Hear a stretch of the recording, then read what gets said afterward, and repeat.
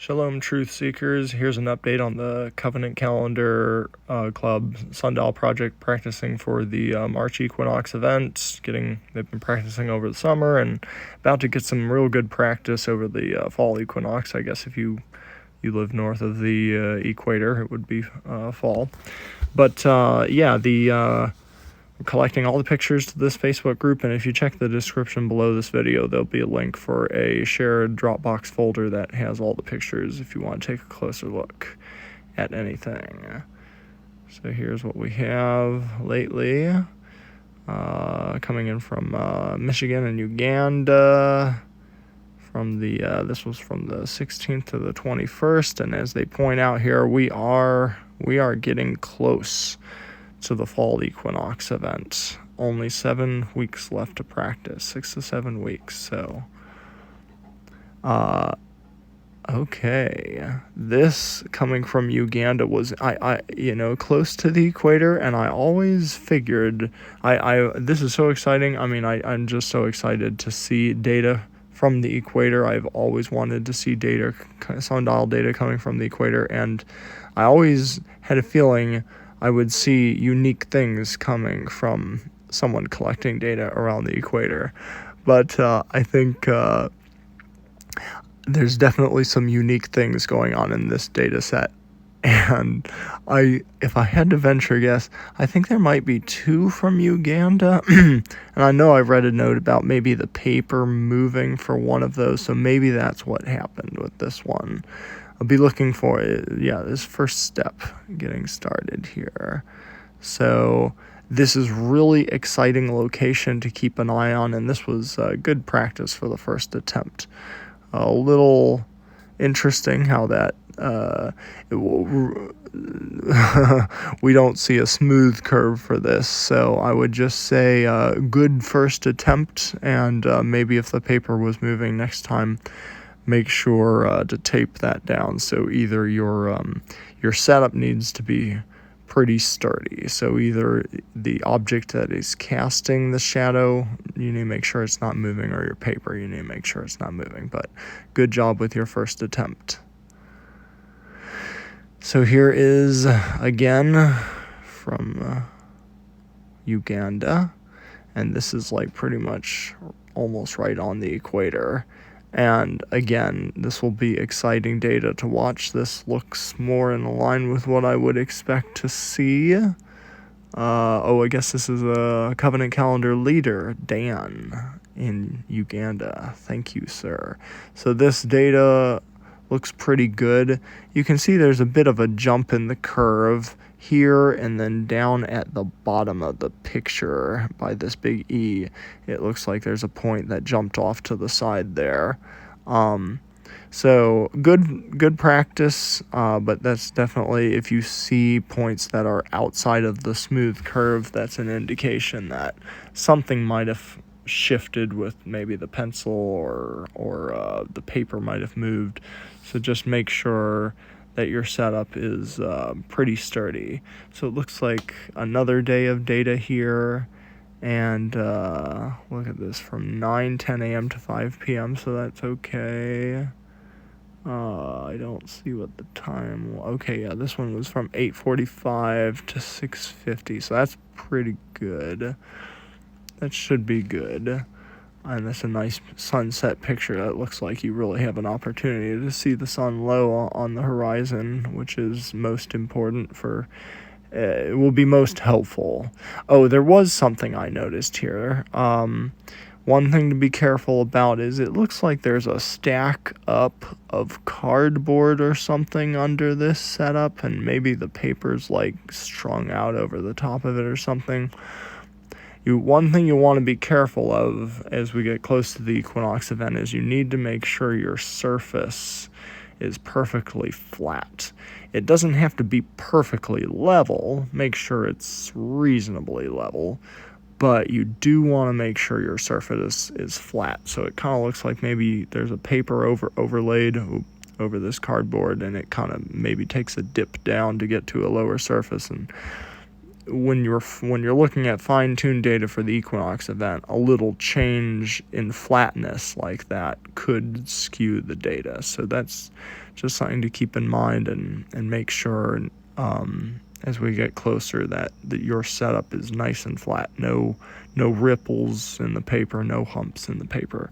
But yeah, this is good practice and a really exciting location. I'm really looking forward to seeing what you come up with for this next equinox event. This is coming from Michigan, and I think this is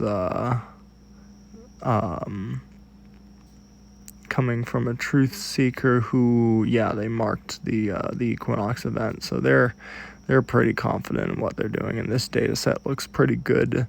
What do we got from 12 a.m. to almost 8 a.m. to almost 8 p.m. That's almost 12 hours of data. So that's excellent spread of data. The only couple things I'll mention is it looks like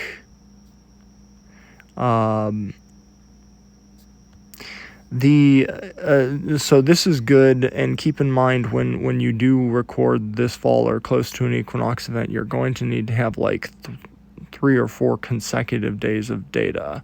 So things might start to get a little congested. I like these pins like this, especially color coded. If you've got maybe different color pins for different days, that would be a good way to keep track of the different data points. Maybe if you got a smaller ball on the pin, it might help because things might get a little congested. But this is looking really good. If you collect data like that for this next equinox event, you should be good.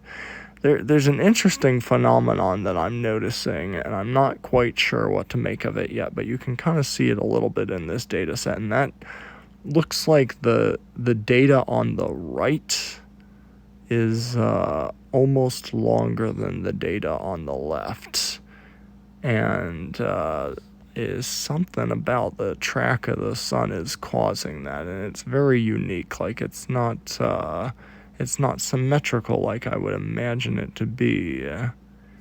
But again, one thing to consider as I say that is you're looking at the split between solar noon. So they're saying solar noon was at 1:40. So how many hours followed solar noon and how many hours were before solar noon? So just for rough math, I'm going to say that was 2 p.m. So 2 hours, 6 hours before, and then 6 hours out. Okay, yeah, so that is a pretty good split. So that's just something I'm noticing. I'm not sure what to make of it, but it could be something definitely interesting to take note of and continue to ponder.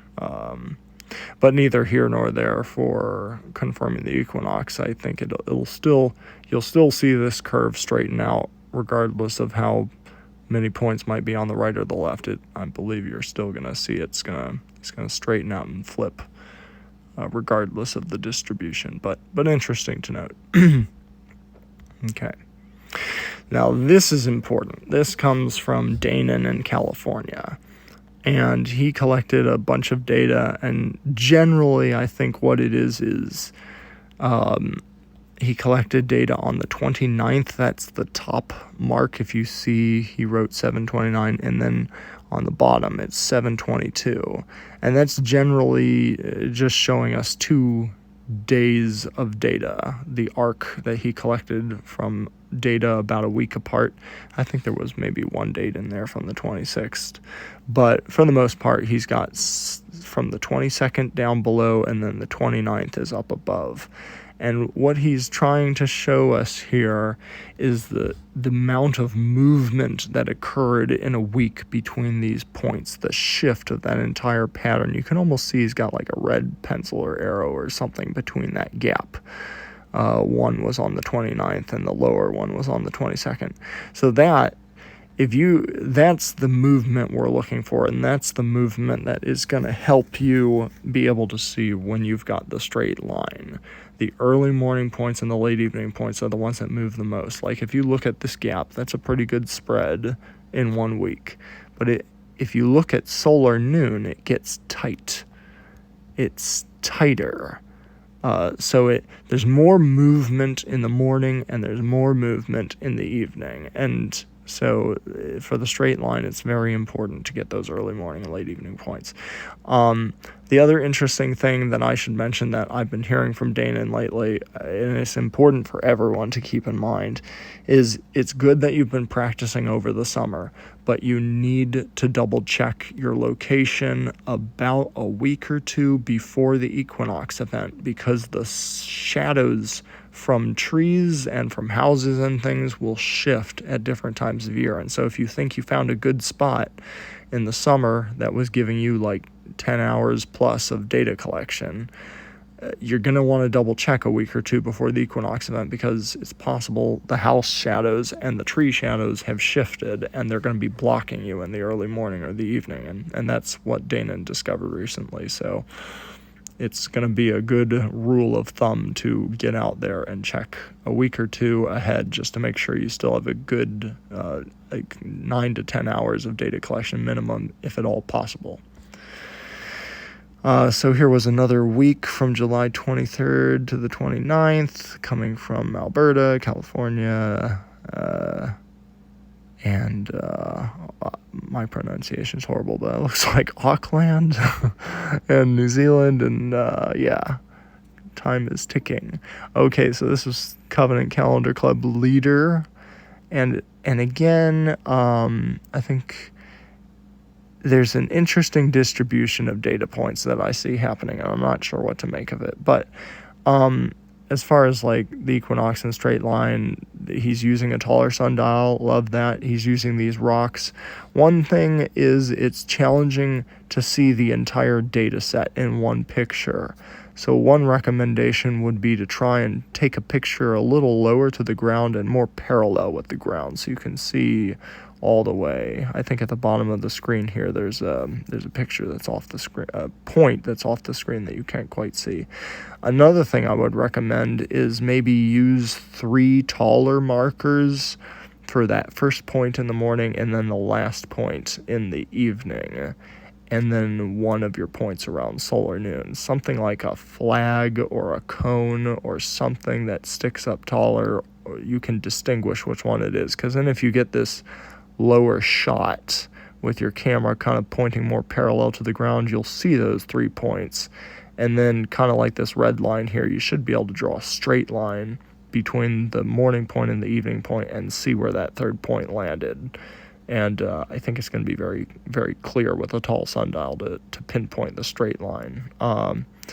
As I pointed out in the previous video, the big interesting thing I like to see with this tall method is what's happening in the morning and the evening with your first point and your last points, like the shift from day to day. What are you seeing? I would love to see that. And the bigger that shift is, the easier it's going to be for you to pinpoint the straight line. But sometimes another technique is too hard for you to see the entire data set. It can be very useful to definitely see data points close to each other from one day to the next. I guess really around solar noon is the I did some of that this past spring, where I took video walking through, but you couldn't see my entire data set in one shot. So I took 3 different shots looking down at the morning point and the evening point and the solar noon point with my string stretched across them, kind of zoomed in so you could see that all in one picture. But yeah, just experiment with it, and it'll be important for other people to be able to follow the conclusion of what you were seeing in your data there. So this is coming from California. Looks like the second submission. Good practice. Looks like kind of ran out of... Oh, wait, no, that's an early morning point. They said something about the wind tipping over the board, so that's a good thing to keep in mind to make sure your board is nice and sturdy. And one thing I'll mention, as I mentioned before, is things can get congested if you're going to be collecting multiple days of data. So I do recommend, this is good practice, but as we get close to the event, you'll probably want to start using smaller markers, like an actual trace the tip of the shadow with like a little caret, and or like a fine dot, and put what I do is I put a date by the first mark of the day, and then I put a comma and a letter like A. And then all the rest of the data points, the rest of the day, all I do is say A. And then the next day I'll put the dates and then comma and a letter B. And then all the data points for that would have a B next to them. It keeps things a little less congested. And you'll see as you're collecting data, back-to-back days of data for the equinox event, that'll help. This was wonderful to see coming from New Zealand. And my assumption, I guess, is if any personal information is included on these, I guess I do. I like to give people credit as much as possible, but some people do like to keep their information private, but I see the name here. So Asher, thank you very much for your diligent work here. I hope your parents are doing a good job of explaining to you the importance of this work. Out of the billions of people on planet Earth and out of 1,000 years of history that have gone by, the Creator has allowed some of us to awaken to the importance of this aspect of confirming His times. And even though there might be a good number who have awakened to the importance of this, there are not many who are diligent enough to get out and do this. So this is a very special opportunity that the Creator is allowing you to be a part of. And I just encourage you to continue to learn about this, and your work will help many people around the world. So thank you for this. Good practice. Keep it up. So I guess this is just a summary of where things are at. Looks like a pretty good amount in the United States and around the world. So exciting. And I guess I didn't include anything else, so we'll save that for a different video.